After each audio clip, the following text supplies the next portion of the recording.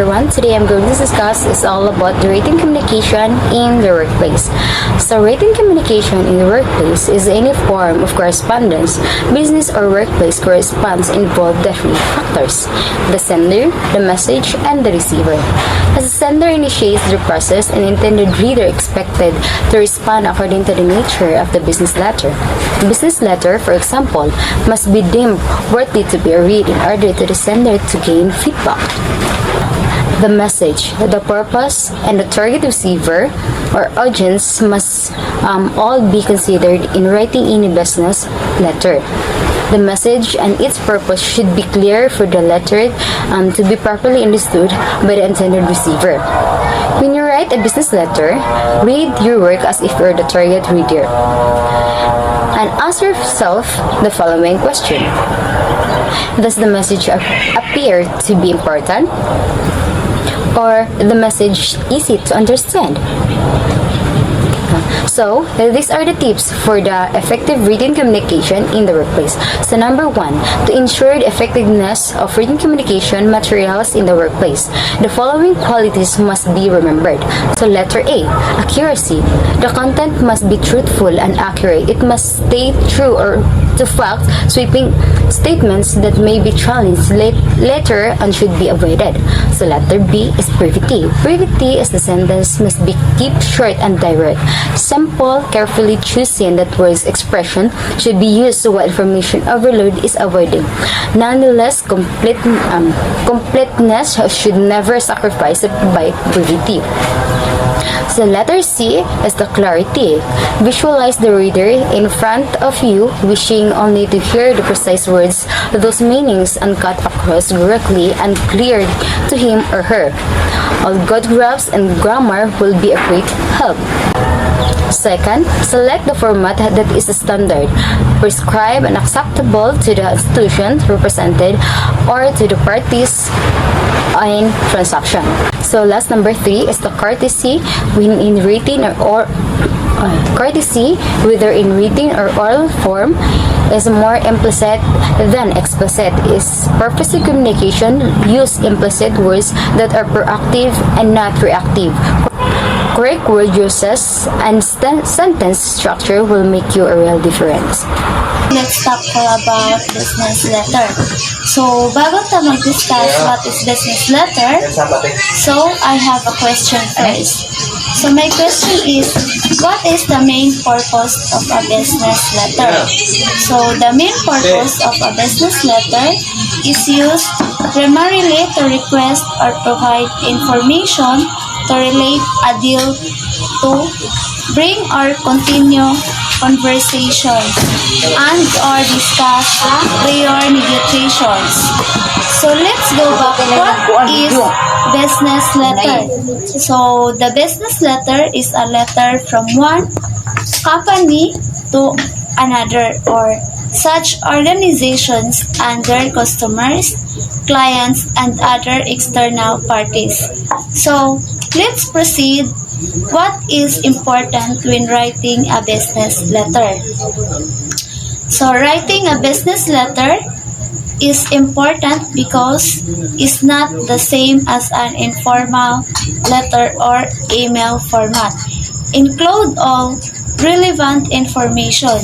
So this means including both recipient's address and your own, the date and all necessary details to engage the reader and enable them to respond in a thoughtful, appropriate manner. So let's proceed how to write a business letter. So if you write a business letter, so make sure you follow the standard business format and use necessary business letters. So first, determine the recipient. Begin by establishing who you're sending the letter to. Like for example, if you're applying for a job, find the name of hiring manager and their business address. So second, establish your purpose.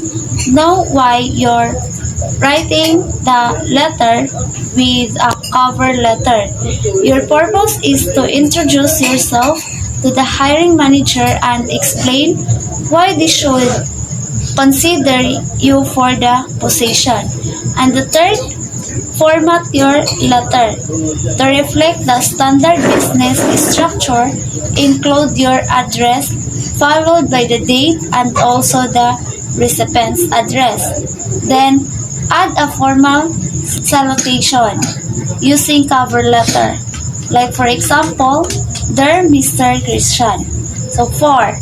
Introduce yourself. In the first paragraph of your letter, introduce yourself to the recipient and explain why writing.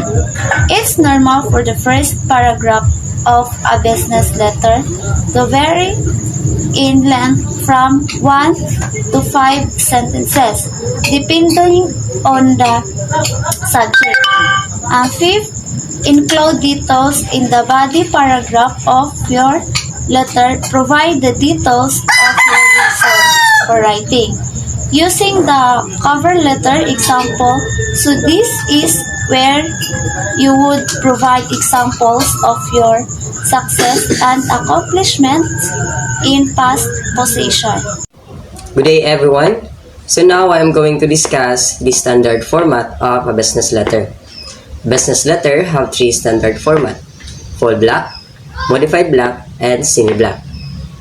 But let's discuss first what is full black format. Full black format are all begins in the left side. Full black format has 6 parts: the headings, date, inside address, salutation, body, and closing.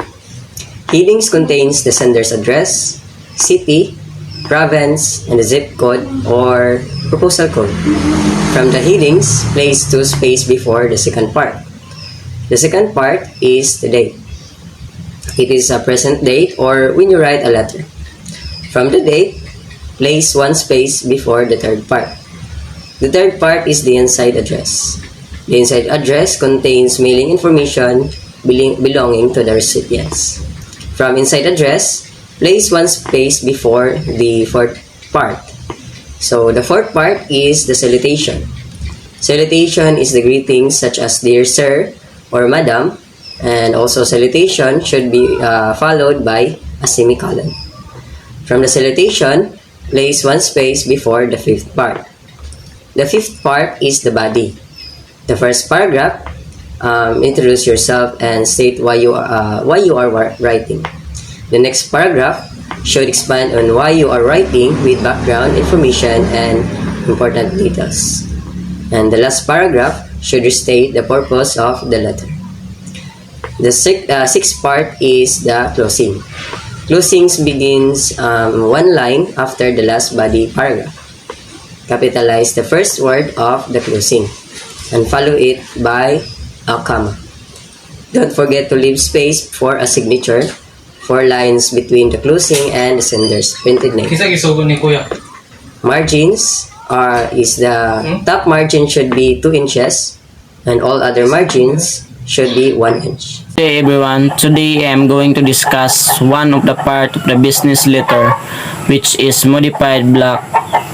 Modified block is a style of letter or document formatting where the date, complementary clause, and the signature block are aligned to the right, while the rest of the text is aligned to the left.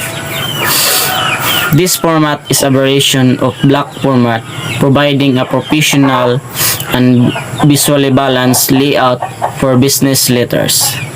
In modified block business letter, there are 4 different parts: the heading and complementary clause, the signature, and identification.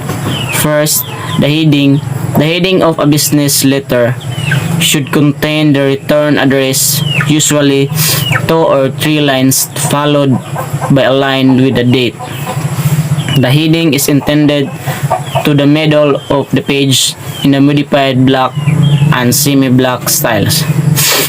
It begins at the left margin in a block style. Second part is the complementary clause. The complementary clause is a short and polite remark that ends your letter. The clause begins at the same justification as your date, and one line after the last. Body paragraph. Capitalize the first word of your closing thank you and leave 4 lines for a signature between the clause and the sender's name. The next part is the signature or signature line, which contain your first and last name. The last part is identification. Identification initials are generally put at the left-hand bottom just after the signature line. They are sometimes put at the same line with the date line. In the semi-block format, your address, date, the date can actually go on either the left or the right side.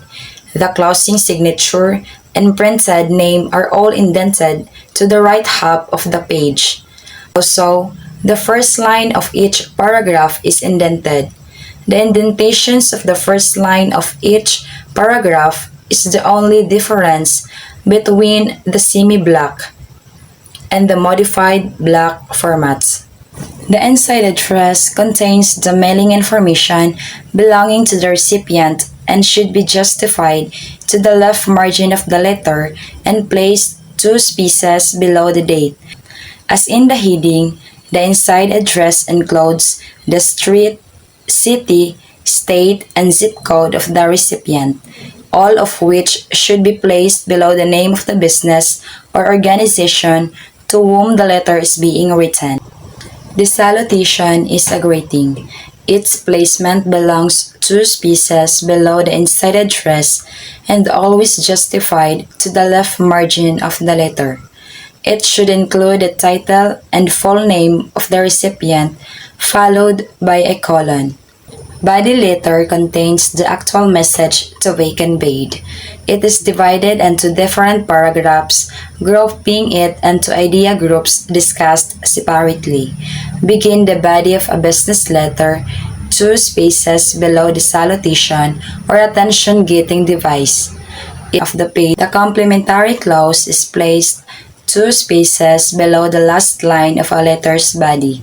Customary expressions used to close a formal business letter includes thank you, sincerely, sincerely yours, and yours truly. A comma follows all forms of a complementary clause.